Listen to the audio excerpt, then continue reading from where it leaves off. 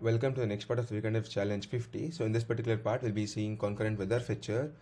So basically the objective is to, build a live weather, CLI application that, gives us the live weather data, whatever the weather update is there in that particular city. And then uses a dedicated worker function for API requests. You need to handle API requests and, configures a custom HTTP client with request timeout. So if you request something and if it crosses the timeout, then, you cancel the request. You don't wait the entire time to just, get the results. And then we synchronize workers safely using sync wait group. So basically it waits until all the details which you want are being extracted, and then once it gets, it automatically closes and then gives you the update. So yeah, I mean, it's pretty simple. Let's get started.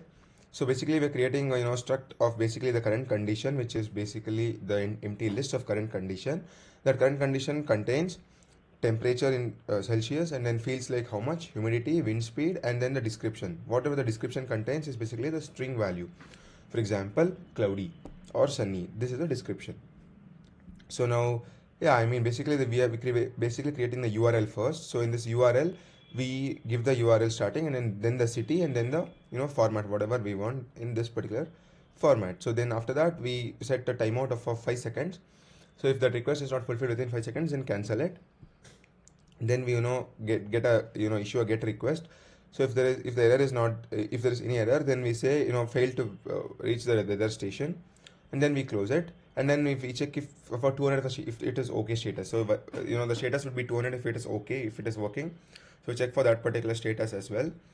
And then we read the response, whatever is there. If the response is nil, then we say fail to load response.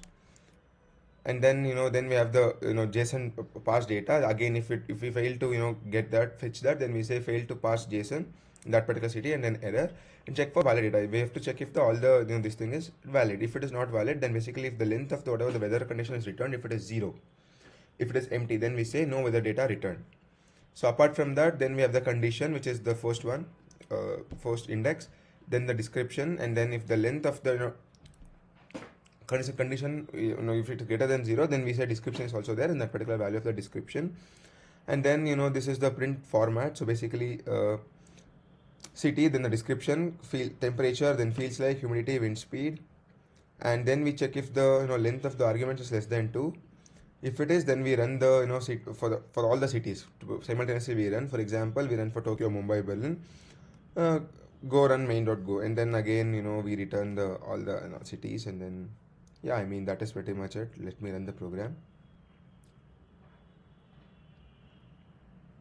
So checking for Tokyo, London, Mumbai, Cairo, and Sydney. So you can see London is right now clear, Sydney is light rain, Cairo is partly cloudy, Tokyo is partly cloudy, and Mumbai is haze. So temperature you can see, and then feels like Mumbai feels like 39. It is summer running in India. So yeah, I mean, humidity, and then the wind speed. Wind speed is highest in Tokyo. It is 26 kilometer per hour, and then lowest in Mumbai 4 km per hour. And so yeah, I mean, all props returned. So let me submit the program.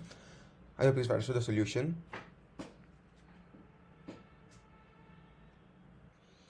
So test cases have passed, and that's it for this video. See you next video. Thank you.